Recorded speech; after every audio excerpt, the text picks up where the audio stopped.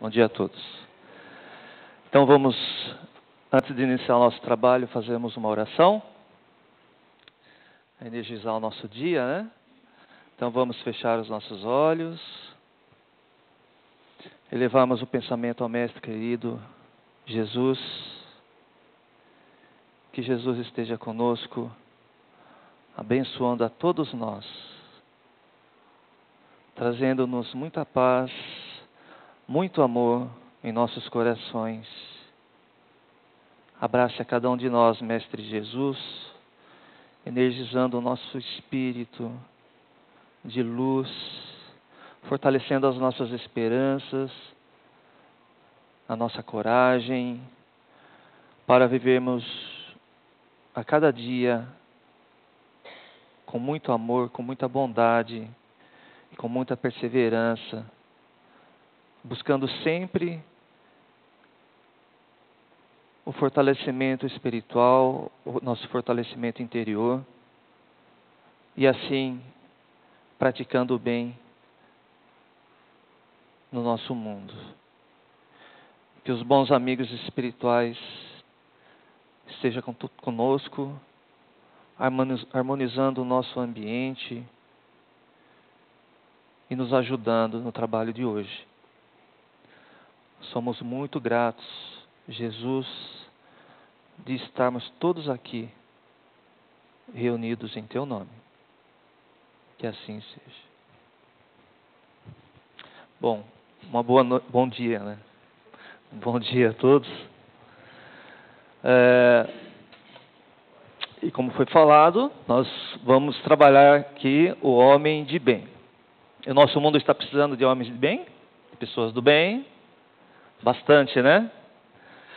Então, vamos ver o que a gente pode colaborar, né, com o nosso planeta, com os desígnios de Deus nesse sentido. Então, o homem de bem, eu coloquei esse trecho aqui que tem lá no Evangelho segundo o Espiritismo, capítulo 17, que fala do homem de bem. Para quem faz o Evangelho no lar, a gente já deve ter lido isso umas 500 mil vezes, não é verdade? Porém, para colocar isso em prática não é tão simples assim. Mas vamos dar uma lida aqui e depois a gente vai fazendo algumas reflexões, tá bom? Então, homem de bem. O verdadeiro homem de bem é o que cumpre a lei de justiça, de amor, de caridade na sua maior pureza. Se ele interroga a consciência sobre os seus próprios atos, a si mesmo perguntará se violou essa lei, se não praticou o mal, se fez todo o bem que podia, se desprezou voluntariamente alguma ocasião de ser útil, se ninguém tem qualquer queixa dele. Enfim, se fez a outra em tudo o que desejara lhe fizessem. Então, só nesse trecho, a gente já pode observar que o nosso trabalho é bem árduo, né? Nessa construção do homem de bem. Trabalhar a justiça, trabalhar o amor, trabalhar a caridade na sua maior pureza. E como Santo Agostinho fazia, né? Todos os dias fazia uma reflexão do seu dia, como foi o seu dia, perguntando se ele deixou de fazer algum bem, se ele falou alguma coisa que deveria ter falado, se ele deixou de ajudar alguém. Enfim, ele está numa atenção plena constantemente sobre si mesmo, sobre suas palavras, sobre os seus atos. Esse é o homem de bem, que visa sempre buscar o seu aprimoramento em todos os sentidos, né? Na bondade, no amor, na caridade, sendo justo. Então, nós vamos trabalhar somente 3 palavrinhas importantes aqui: a justiça, o amor e a caridade. Para isso, a gente vai usar alguns textos aqui de Chico Xavier e pelo Espírito Emmanuel, e algumas reflexões também do Haroldo, né? Então, vamos lá, vamos trabalhar então, falarmos um pouco sobre a justiça. Que, segundo o dicionário, o que é justo, né? Que age ou vive seguindo as normas da justiça e da moral, honesto, considerado puro diante de Deus, né? os justos alcançarão os céus. Então, vamos trabalhar sobre esse tema, o justo, a justiça, né? Para isso, nós vamos utilizar aqui um texto do livro do Chico Xavier Emmanuel, o livro Caminho, Verdade e Vida, pelo Espírito Emmanuel, capítulo 23, intitulado Viver pela Fé. Mas o justo viverá pela fé. Paulo, Romanos, capítulo 1, versículo 17. Assim comenta o benfeitor. Na epístola aos Romanos, Paulo afirma que o justo viverá pela fé. Não poucos aprendizes interpretaram erradamente a assertiva. Supuseram que viver pela fé seria executar rigorosamente as cerimônias exteriores dos cultos religiosos, frequentar os templos, harmonizar-se com os sacerdotes, respeitar a simbologia sectária, indicariam a presença do homem justo, mas nem sempre vemos o bom ritualista aliado ao bom homem. E antes de tudo, é necessário ser criatura de Deus em todas as circunstâncias da existência. Paulo de Tarso queria dizer que o justo será sempre fiel, viverá de modo invariável na verdadeira fidelidade ao Pai que está nos céus. Os dias são ridentes e tranquilos? Tenhamos boa memória e não desdenhemos a moderação. São escuros e tristes? Confiemos em Deus, sem cuja permissão a tempestade não desabaria. Veio o abandono do mundo? O Pai jamais nos abandona. Chegaram as enfermidades, os desenganos, a ingratidão e a morte? Eles são todos bons amigos por trazerem até nós a oportunidade de sermos justos, de vivermos pela fé, segundo as disposições sagradas do cristianismo. É um texto bacana, né? Um texto memorável do benfeitor Emmanuel, repleta de sutileza, de sabedoria, e há um ponto que precisa ser comentado nesse texto. Esse ponto é a palavra fé. Fé em hebraico é emuná. E o vocábulo emuná, ele pode ter dois significados: fé e fidelidade. Em grego, pistis, também com dois significados: fé e fidelidade. Em latim, fides, fé e fidelidade. Então Paulo escreveu: o justo viverá pela emuná, o justo viverá pela pistis, o justo viverá pela fides. O tradutor poderia ter grafado: o justo viverá pela fé, ou o justo viverá pela fidelidade, né? Então, nesta brilhante página de Emmanuel, ele vai dizer que nem sempre vemos o bom ritualista aliado ao bom homem. Quase sempre nós encontramos o religioso irreprovável, o religioso que cumpre com todos os seus deveres ritualísticos da sua fé, inclusive o espírita, sabendo que nós não temos rituais, mas vamos dizer assim, o ritual da boa conduta, né? Mas nem sempre vemos este bom ritualista aliado a um bom homem, ou é um bom homem, é um homem de bem, conforme conceituou Allan Kardec. E usando de toda a sua sabedoria de interpretação, Emmanuel diz que quando Paulo escreveu o justo viverá pela fé, ele queria dizer que o justo será sempre fiel, viverá de modo invariável na verdadeira fidelidade ao Pai que está no céu. Isso significa que se os dias são ridentes e tranquilos, nós seremos fiéis à vontade divina.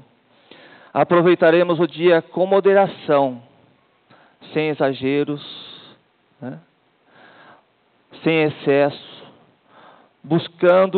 evitando tudo aquilo que pode levar ao desregramento, aos desequilíbrios, vivendo com moderação. Mas se os dias são de tristezas, se os dias são de provação, de dor, de desafio, nós também seremos sempre fiéis à vontade divina, compreendendo que nessas horas Deus está à semelhança de um escultor, utilizando o cinzel da dor, moldando, aformoseando os nossos corações, extraindo luz, extraindo fé da essência da nossa alma. Então é preciso que compreendamos que dias venturosos ou dias de tristeza, que alegrias e tristezas, que momentos agradáveis de provações constituem instrumentos da providência divina e que o verdadeiro homem de bem, que a Bíblia chama de justo, é aquele fiel à vontade divina, seja qual for ela. Compreende que a vontade de Deus quer sempre o melhor para os seus filhos, porque a vontade de Deus é soberanamente justa, mas acima de tudo soberanamente boa, e o amor de Deus muitas vezes nos constrange, nos jogando à luta, fazendo com que saiamos do comodismo, que dessa maneira a gente vai alcançando o nosso progresso espiritual. Agora vamos falar sobre o amor. E para falarmos sobre o amor, nós vamos também utilizar um texto do livro Fonte Viva, de Chico Xavier e pelo Espírito Emmanuel, capítulo 91, intitulado Problemas do Amor. Que vosso amor cresça cada vez mais no pleno conhecimento e em todo discernimento. Paulo, Filipenses, capítulo 1, versículo 9. Assim comenta o benfeitor: o amor é a força divina do universo. É imprescindível, porém, muita vigilância para que não a desviemos na justa aplicação. Quando um homem se devota de maneira absoluta aos seus cofres perecíveis, essa energia no coração dele denomina-se avareza. Quando se atormenta de modo exclusivo pela defesa do que possui, julgando-se o centro da vida no lugar em que se encontra, essa mesma força converte-se nele em egoísmo. Quando só vê motivos para louvar o que representa, o que sente e o que faz, com manifesto desrespeito pelos valores alheios, o sentimento que predomina em sua órbita chama-se inveja. Paulo, escrevendo à amorosa comunidade filipense, formula indicação de elevado alcance.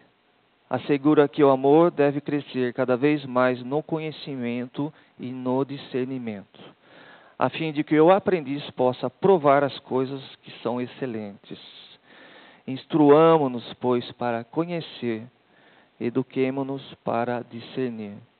Cultura intelectual e aprimoramento moral são imperativos da vida, possibilitando-nos a manifestação do amor no império da sublimação que nos aproxima de Deus. Atendamos ao conselho apostólico e cresçamos em valores espirituais para a eternidade, porque muitas vezes o nosso amor é simplesmente querer, e tão somente com o querer é possível desfigurar impensadamente os mais belos quadros da vida.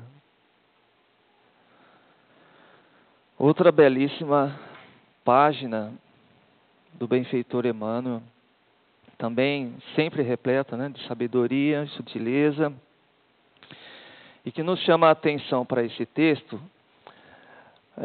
é o risco que nós corremos frequentemente, e o risco é contrapor educação e intelecto ao amor.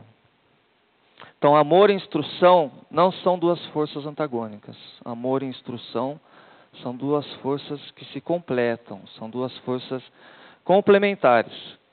O amor que não se instrui, aperfeiçoando o seu entendimento, e o amor que não se educa, crescendo no discernimento, é o amor que pode transformar um simples querer, desfigurando os mais belos quadros da vida. Temos que buscar, então, o intellectus fidei, que é a fé esclarecida, o intelectus amores, que é o amor esclarecido, e o intelectus misericordiae, misericórdia esclarecida.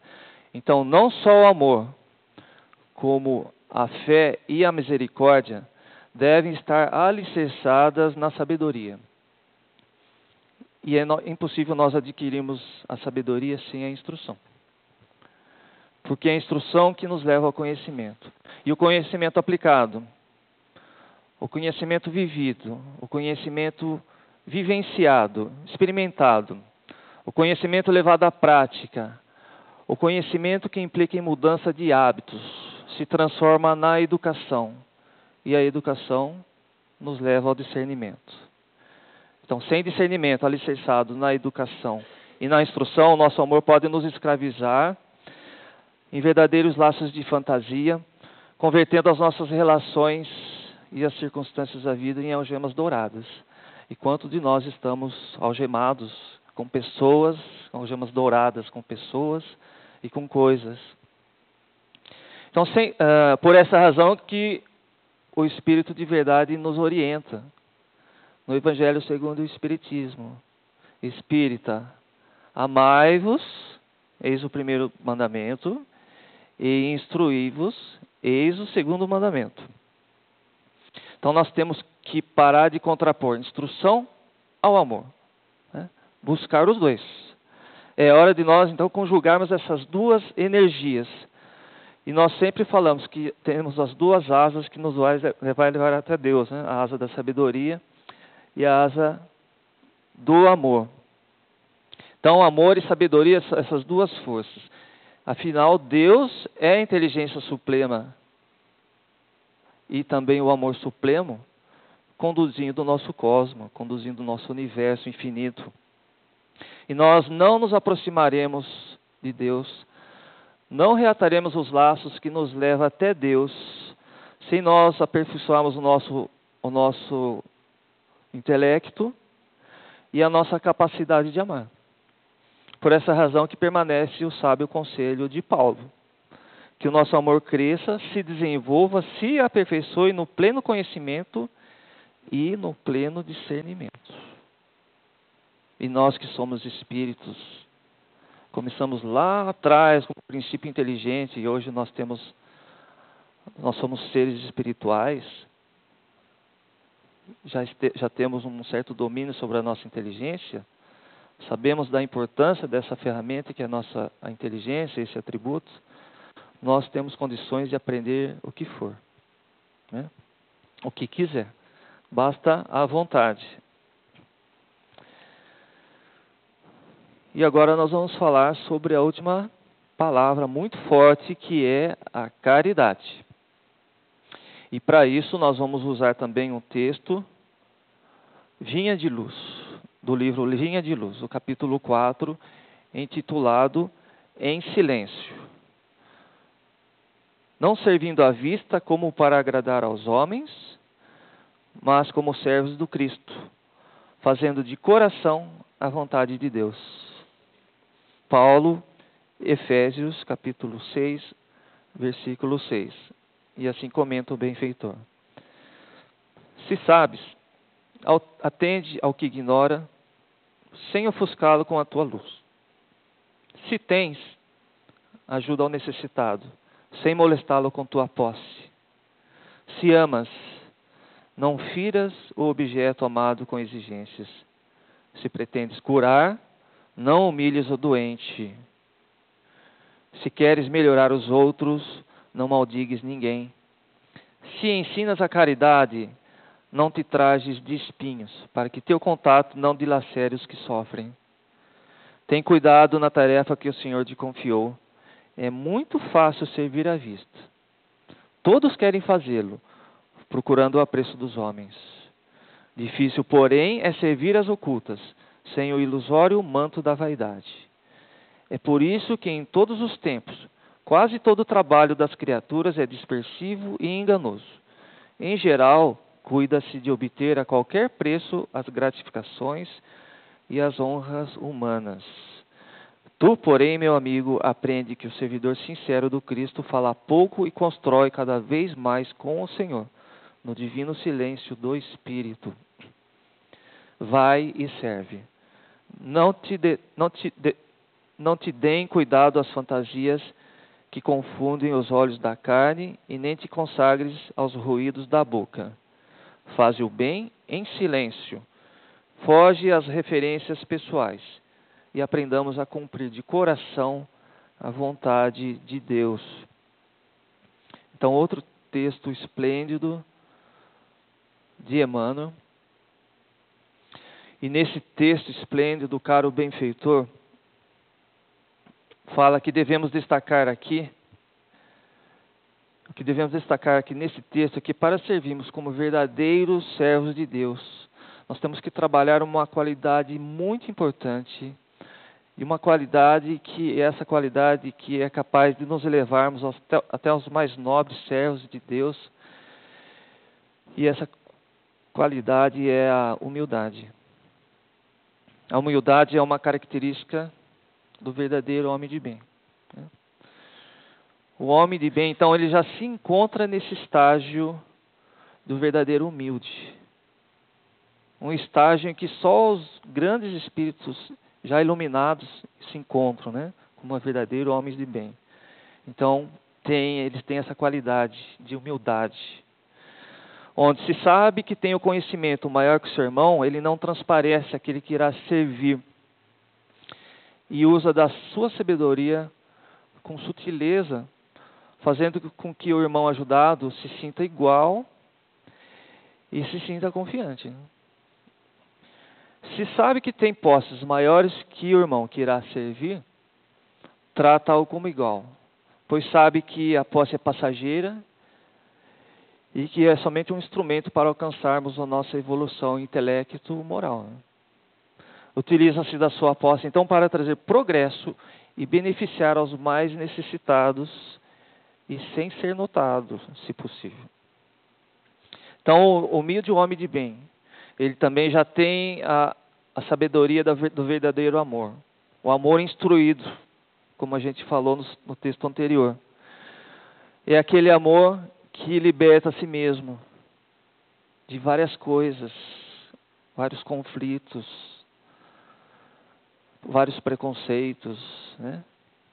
É o amor que liberta as pessoas que convivem com a gente.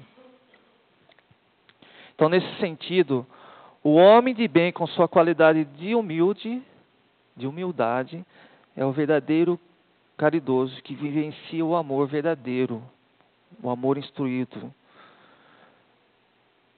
Onde se tem tristeza, ele vai levar alegria. Onde ele leva a fé para aqueles que estão desacreditados. Onde ele leva a luz, onde há escuridão. É aquela pessoa que coloca a sua luz sobre o candeeiro, para que ilumine o caminho das pessoas, levando a boa nova para as pessoas. Portanto, o homem de bem é humilde, e ele também não está mais preso às paixões terrenas, como as posses e os títulos que pode vangloriá-lo à vista de outros homens. O que importa, então, para o homem de bem é servir em silêncio, sendo caridoso, verdadeiro caridoso, amoroso e, acima de tudo, sendo um trabalhador incansável na seara de Deus. Esse é o homem de bem, que trabalha, então, a justiça, o amor e a caridade constantemente. Então, a gente pode ver que esse trabalho é um trabalho bem árduo, mas temos que ser firmes e fortes no nosso objetivo aqui. Porque esse homem de bem dentro de nós,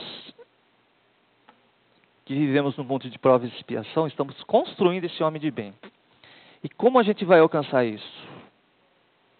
Praticando constantemente. Praticando o bem, praticando o amor, a caridade, sendo justo, buscando a humildade, a simplicidade. É um trabalho bem árduo. E a gente vê, quando a gente pratica um bem, às vezes a gente recebe de volta uma ingratidão, não é verdade? Uma ofensa, e isso vai que desanima a gente, Mas a gente deve ser forte. A gente deve acreditar no bem, na semente do bem que a gente for lançando por aí. A gente não deve ficar esperando que essa semente que a gente está lançando brote amanhã. Porque pode demorar um dia, 2 dias, 1 ano, uma vida inteira. De repente vai brotar só em outras vidas, né? Então a gente deve plantar o bem constantemente. E eu tenho um caso particular, pessoal, que eu vou contar para vocês. Porque o bem, para falar sobre a gente continuar plantando o bem, vamos falar desse ditado aqui, um ditado árabe. Você já deve conhecer, que quem planta tâmaras não colhe tâmaras. Porque antigamente, quem plantava uma tamareira, demorava cerca de 80 a 100 anos para dar os frutos. É claro que hoje, com o progresso da agricultura, tecnológico, esse tempo é bem menor. Mas tem um dia, né, um jovem estava passando assim, na sua rua, e viu um senhor, já de idade avançada, plantando uma tamareira no deserto. E esse jovem abordou esse senhor, perguntando: por que você está plantando tâmaras se você não vai colher? Aí esse senhor, com muita humildade, olhou para ele e falou assim: se todo mundo pensasse como você, ninguém ia conhecer tâmaras. Né? Ou seja, a gente tem que plantar o amor, lançar o semente da justiça, do amor, da caridade, né? Plantarmos a sementinha do bem, porque um dia isso vai frutificar. Pode ser nessa vida? Pode ser que não, também, né? Pode ser na próxima, sim. E daí o caso que eu tenho para contar para vocês é do meu irmão, provavelmente eu já falei aqui também.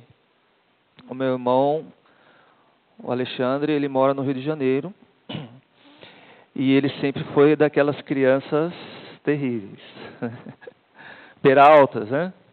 Desde criancinha. Então, aquela coisa, né? Fugia da escola, não fazia lição, né? Brigava. E daí ele foi ficando jovem, foi ficando pior, né? Aí saía, não sabia quando voltava, não sabia com quem andava, né? Eu voltava bêbado, aquelas coisas, né? Teve um dia que foi até engraçado. Eu estava, acho que no domingo de manhã, estava indo para o Paula Vitor. Acho que umas 7 horas da manhã. Eu fui subindo assim a rua de casa, aí eu vi uma pessoa caída lá na calçada, lá longe, assim, né? Pensei, nossa, que coisa, né? Uma pessoa lá 7 horas da manhã dormindo, bêbada, né?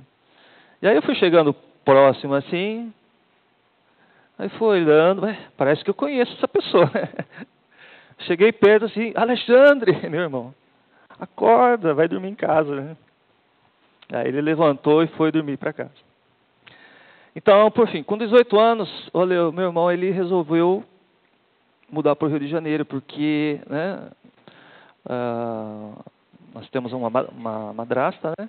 Eles não se davam bem lá, e daí ele resolveu ir embora para o Rio de Janeiro com 18 anos. Sem conhecer ninguém. Então, foi um pouco corajoso, né? Então, vocês sabem que deu errado, né? Porque começou a se envolver com droga, com prostituição, com bebida, né? Muitas vezes eu fui lá dar alguns conselhos, fui falar com ele, as pessoas também falavam bastante coisa para ele, né?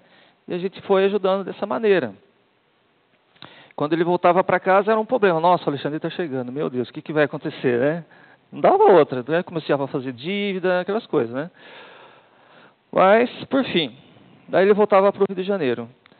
E depois dos 30 anos, né, que ele foi lá com 18 anos, depois de uns 30 anos assim, ele provavelmente já estava sozinho, sem ninguém, triste, abandonado, e ele resolveu, disse que estava morando numa um barraco lá na praia, não sei como que foi isso, e fez uma oração, daquelas orações que estremece o espírito, e ele sentiu algo diferente, não sei.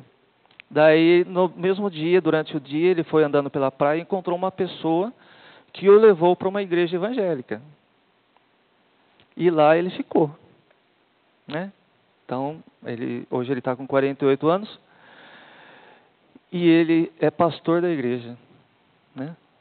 E ele usou do seu conhecimento, da sua vivência com drogas, com aquelas coisas ruins. Então, hoje ele faz trabalho com drogados, né? Com pessoas com problemas, né? E ele é um grande pastor, fala muito bem, inclusive. Casou, tem 2 filhas, né? Então, vocês vejam que chega um momento que essa plantinha que você vai lançar, está lançando, vai brotar. Então, tenhamos paciência, né? Não nos desanimemos, né? Com as ingratidões que às vezes a gente recebe, né? E a gente quer fazer o bem e parece que não está progredindo nada, né? A gente vê o nosso planeta num caos, tal, mas vamos lançando, depende da gente, porque um dia, com certeza, isso vai brotar, né? Então, nós temos que ser um semeador do bem. E assim a gente vai buscando, nós vamos alcançando o verdadeiro título do homem de bem, praticando o amor, a justiça e a caridade na sua maior pureza. Ok? Então, o que eu desejo para vocês é que a partir de agora, né, lancem o bem, sejam semeadores do bem e busquem esse título, o homem de bem. Tá ok? Eu agradeço mais uma vez pela oportunidade de estar aqui. Que Deus os abençoe a todos. Agora vamos para o próximo trabalho. Tem que fazer a oração agora? Não? Depois, né? Depois, né? Obrigado, gente.